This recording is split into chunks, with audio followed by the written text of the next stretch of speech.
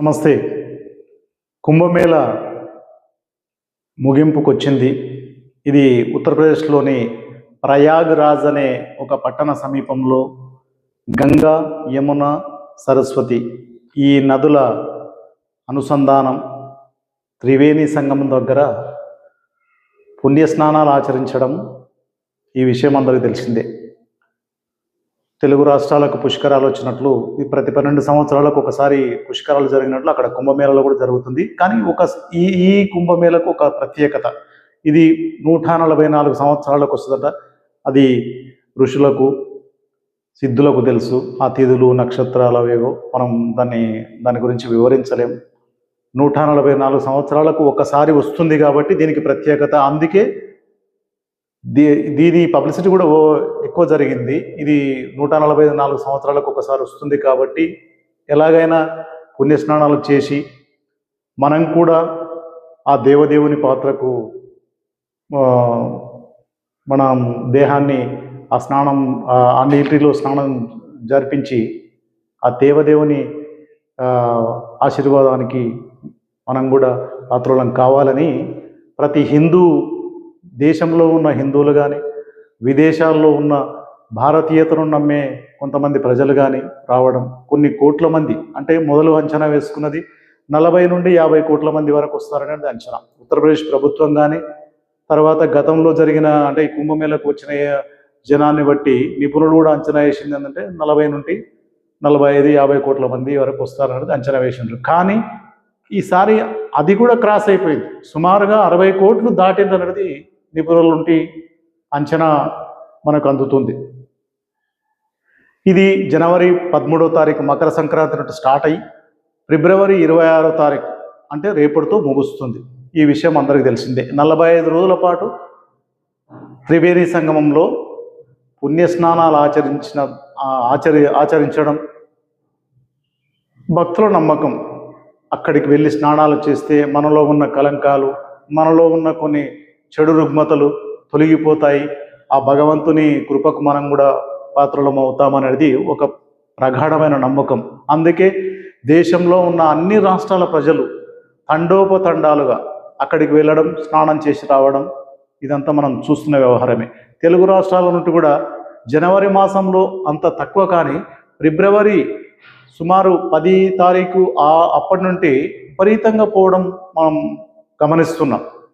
ఈ మధ్యలో కూడా చాలామంది వెళ్ళొచ్చిండ్రు. నేను కొంతమందిని అడిగిన, ఎందుకంటే బెంగాల్ ముఖ్యమంత్రి మమతా బెనర్జీ గారు నీరంతా శుద్ధి లేకుండా ఉంది, అది స్నానానికి పనికిరాదని కొన్ని వితండవాదనలు చేశారు కదా, నిజమా అనేది కొంతమంది భక్తులను అడిగి తెలుసుకోవడం జరిగింది.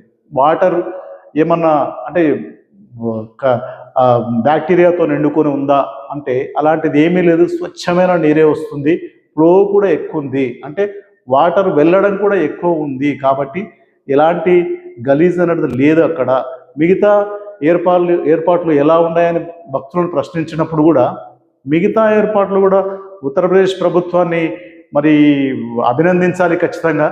ఎందుకంటే అసలు ముఖ్యమంత్రి యోగి ఆదిత్యనాథ్ గారు కూడా ఎలా దానికి ప్లాన్ వేసుకొని ఒక పకడ్బందీ ప్లాన్ వేసుకొని చేస్తున్నారో, మరి వారి సహచర మంత్రులు కానీ, అక్కడ ఉన్న అధికారులు కానీ, అక్కడ ఉన్న ఆల్ డిపార్ట్మెంట్స్, ఎలక్ట్రిసిటీ అనుకోండి, సెక్యూరిటీ అనుకోండి, వాటర్ అనుకోండి, తర్వాత ఇటు హెల్త్ గురించి అనుకోండి, ఇటు రవాణా గురించి అనుకోండి, ఎన్ని రకాల అంటే ఆల్ డిపార్ట్మెంట్, పారిశుద్ధ్యం కానీ మొత్తం టోటల్ డిపార్ట్మెంట్స్ అక్కడ కేంద్రీకృతం అయినట్లు మనకు సమాచారం అందుతుంది. అంటే సాధారణ పరిపాలన కొద్దిసేపు పక్కకు పెట్టేసి, ఒకవేళ అది కూడా జరగాలనుకున్న ఒక 20% మాత్రమే అక్కడ ఉండి మిగతా 80% మొత్తం ఈ ప్రయాగ్రాజ్ దగ్గర కేంద్రీకృతమైనట్టు మనకు వార్తలు అందుతున్నాయి.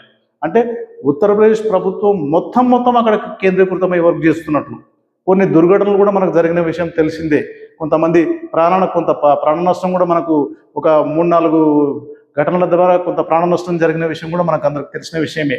ఇలాంటివి పునరావృతం కాకుండా తగు చర్యలు తీసుకునే గట్టిగా, అంటే కోట్లాది మంది ప్రజలు అక్కడికి వస్తున్నారు కాబట్టి మొత్తం ఏర్పాట్లు కూడా మనం అలా చేయాలి, ఎవరికి ఎలాంటి ఇబ్బంది రాకుండా చూడాలనేది మాత్రం ఉత్తరప్రదేశ్ ప్రభుత్వం కూడా గట్టి పట్టుదలతో పనిచేస్తున్నట్లు మనకు అర్థమవుతుంది. ఎందుకంటే చూసాం 350 కిలోమీటర్లు ట్రాఫిక్ జామ్ అయింది ఒకసారి, మనకు గుర్తుంది, పత్రికల ద్వారా మీడియా ద్వారా మనం చూసినాం. ఇలాంటిది ప్రపంచంలో ఎక్కడ జరగలేదండి. అసలు ప్రపంచం ఆశ్చర్యపోతుంది, ఇన్ని కోట్ల మంది అసలు ఎలా వస్తారు, ఎలా వెళ్తారు, ఏంటి మహత్యం, ఎవరికి అంతుపడతలేదండి. కొన్ని వెస్ట్రన్ కంట్రీస్ ముక్కు మీద వేలేసుకుంటున్నాయి. ఎవరి నమ్మకాలు వాళ్ళకు ఉంటాయి. ఎంత ఫార్వర్డ్ కంట్రీస్ అయినా వాళ్ళు ఒక భగవంతుని నమ్ముతుంటారు, వాళ్ళకు కొన్ని నమ్మకాలు ఉంటాయి. అట్లాగే భారతీయులకు కూడా కొన్ని నమ్మకాలు ఉంటాయి. ఆ నమ్మకాల ఎవరి నమ్మకాలు వాళ్ళ ఆచరించడం వల్ల ఆ నమ్మకాలలో భాగమే ఈ పుణ్యస్నానాలు ఆచరించడం. కానీ ఇన్ని కోట్ల మంది ఒక దగ్గరికి వెళ్ళి స్నానాలు చేసి తిరిగి వెళ్ళడం అనేది కొంత ప్రపంచం ఆశ్చర్యంగా చూస్తుంది. మనం ముందుగానే మనకందరికి తెలిసిన విషయమే, ఆ ప్రయాగరాజ్ అనే పట్టణం సమీపంలో ఒక 10,000 ఎకరాలు ఉత్తరప్రదేశ్ ప్రభుత్వం ఆక్యుపై చేసుకొని అక్కడ సకల సదుపాయాలన్నీ ఏర్పాటు చేయడం, భక్తులకు ఎలాంటి ఇబ్బందులు కలగకుండా, ఇటు రవాణా కానీ అటు పారిశుద్ధ్యం ఇబ్బంది లేకుండా, స్నానఘట్టాలు కానీ, తర్వాత ఆ నదికి ఇరువైపులో తాత్కాలికమైన బ్రిడ్జులు వేయడం కానీ, ఇవన్నీ మనం గతంలో చర్చించుకున్నవే, విన్నవే. కానీ ఈ మహోత్సవాన్ని ఈ 45 రోజుల పాటు, అంటే మకర సంక్రాంతి నుండి మహాశివరాత్రి వరకు అంటే సంపూర్ణంగా నిర్వహించడం అనేది కొంచెం కత్తిమీన సాము లాంటిదే. ఇది ఏ రాష్ట్ర ప్రభుత్వానికైనా, వాళ్ళు ఎంత పకడ్బందీ ప్లాన్లు వేసుకున్నా కూడా ఒక 3-4 సంఘటనలు, కొంచెం ఇబ్బందికరమైన సంఘటనలు కూడా మనకు జరిగినాయి. ఆ విషయం మనకంత తెలిసిందే. ప్రజలు ఇంత పెద్ద ఎత్తున వచ్చినా అక్కడ సంఘటనలు జరుగుతున్న ప్రజలు కూడా బెరుకు లేకుండా వెళ్ళడం, అంతమందిలో కూడా అంత సంఘటనలు చూసి కూడా బెరుకు లేకుండా వెళ్ళడం, స్నానాలు చేసి మళ్ళీ తిరిగి రావడం అనేది ఇది విచిత్రమైన సంఘటనే అనుకోండి. నిజంగా దైవకృప వల్లనే ఇది సాధ్యమైందో ఏమో అనేది కూడా అనుమానం రాక తప్పదు. ఎందుకంటే దైవానుగ్రహం లేకపోతే ఇలాంటివి నిర్వహించడం కూడా కష్టమే. ఎందుకంటే చిన్న ఫంక్షన్లు మన ఇండ్లల్లో కానీ, మనకు తెలిసిన వాళ్ళ ఫంక్షన్లు కానీ, చిన్న ఫంక్షన్లే నానా హైరాణ పడిపోతాం. 2,000 మంది 3,000 మంది వస్తేనే ఎన్నెన్నో హైరాణలు. ఈ కార్యక్రమం కరెక్ట్ జరుగుతుందో లేదో, ఆ ఫెసిలిటీ కరెక్ట్ ఇస్తామో లేదో, వచ్చిన వాళ్ళకు మర్యాదలు కరెక్ట్ దక్కుతావో లేదో, భోజనాలు కరెక్ట్ పెడతామా లేదా, వంటల వాళ్ళు కరెక్ట్ వచ్చిందా లేదా, ఇలాంటివి రకరకాల టెన్షన్లు పడతాం. మరి అన్ని కోట్ల మంది ఒక దగ్గరికి వచ్చి చేసిపోతుంటే ఉత్తరప్రదేశ్ ప్రభుత్వం కూడా మెయింటైన్ చేయాలి కదా.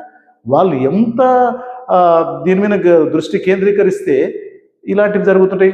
వాళ్ళ ఊహకు అందకుండా, వాళ్ళకు అంచనాకు అందకుండా ఒక్కొక్క రోజు 1.5 వరకు వస్తే నో ప్రాబ్లం, వాళ్ళు కూడా అక్కడ ఉన్న ఫెసిలిటీస్తో నెగ్గుకు రాగలుగుతారు. కానీ ఒక్కసారిగా 5 కోట్లు 6 కోట్ల మంది వస్తే అప్పుడే ప్రాబ్లం అయింది. మౌని అమావాస్య రోజు కానీ, ఇంకా ముఖ్యమైన దినాల రోజులు, ఆ రోజు పుణ్యస్నానం చేయాలి అనే భక్తుల కుతూహలం కొద్దీ అక్కడికి కోట్లాది మంది రావడం, ఒక్కసారిగా వచ్చినప్పుడు వాళ్ళు కూడా కంట్రోల్ చేయలేకపోవడం, అక్కడ ఉన్న పరిస్థితులు అనుకూలంగా లేకపోవడం, ఏర్పాట్లు శుతిమించిన జనం వస్తే ఏర్పాట్లు కూడా ఎలా ఉంటాయి.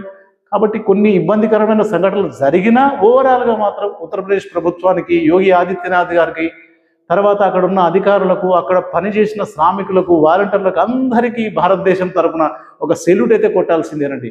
ఎందుకంటే ప్రపంచమే ముక్కున వేలేసుకుంటుంది. చాలా చిన్న దేశాలు, ఒక 60 కోటి 2 కోట్ల జనాభా కలిగిన దేశాలు ప్రపంచంలో కోకొల్లలు.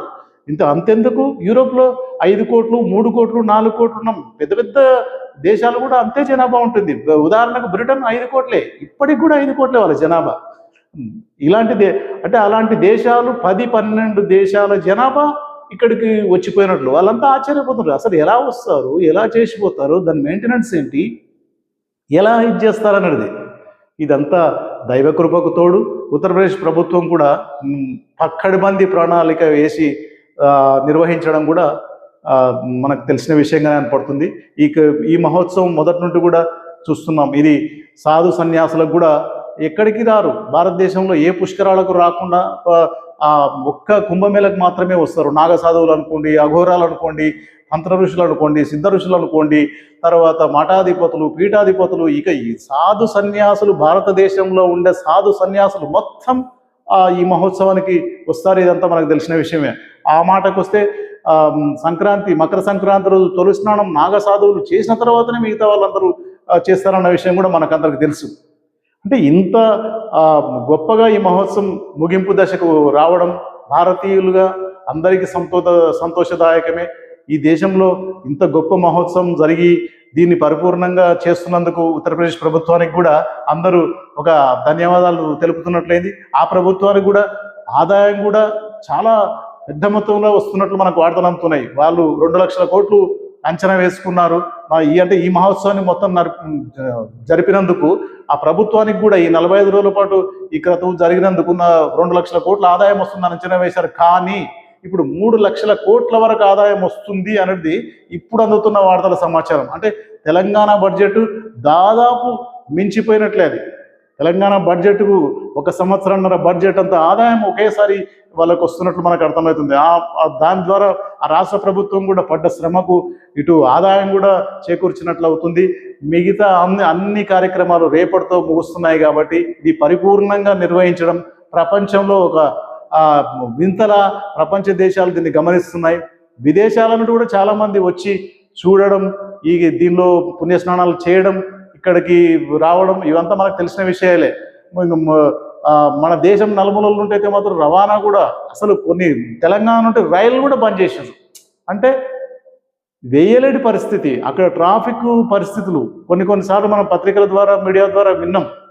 అంటే అక్కడికి పంపాలంటే కూడా కొన్ని బ్యాన్ చేసి రావద్దండి, దయచేసి రావద్దండి అని కూడా అనౌన్స్ చేసినారు. ఇంత పెద్ద మహోత్సవం ప్రపంచం అయితే మాత్రం ఆశ్చర్యపోతుంది. ఇన్ని కోట్ల మంది ఎలా వస్తారు, వాళ్ళ నమ్మకాలు ఏంటి, వాళ్ళు ఏంటికి వస్తున్నారు అంటే ఎవరి నమ్మకాలు వాళ్ళవండి. ఎంత పెద్ద వెస్టర్న్ కంట్రీలు అయినా ఎంత పరిజ్ఞానం ఉన్నా ఎంత టెక్నాలజీ ఉన్నా వారు కూడా ఒక భగవంతుని నమ్ముతారు వారి మతాలను ఆధారపట్టి. ఇక్కడ కూడా భారతీయులు వీరి మతాన్ని బట్టి వీరు ఒక భగవంతుని ఆరాధిస్తుంటారు. ఒక నమ్మకాలు ఉంటాయి. ఆ నమ్మకాల ప్రతిఫలమే ఈ పుణ్యస్నానాలు ఆచరించడం. వీళ్ళలో అంటే ఈ పుణ్యస్నానం ఆచరిస్తే మేము శుద్ధులం అవుతాం, మా లోపల ఉండే కలంకం మొత్తం తొలగిపోతున్నాయనే వీళ్ళ నమ్మకమే ఈ పుణ్యస్నానాలు, ఈ కుంభమేళాకు వెళ్ళడం. ఈ మహోత్సవం పూర్తిగా పరిపూర్ణంగా జరిగినందుకు ఉత్తరప్రదేశ్ ప్రభుత్వానికి మాత్రం, ముఖ్యంగా యోగి ఆదిత్యనాథ్ గారి టీంకు మాత్రం ఖచ్చితంగా ధన్యవాదాలు అందరు తెలపాల్సిందే. ఈ విషయంలో ఇది చాలా గొప్ప కార్యక్రమం. ప్రపంచంలో విని ఎరగని కార్యక్రమం, ప్రపంచంలో ఎవరు చేయలేని కార్యక్రమం, ఎవరు ఊహించని కార్యక్రమం కూడా.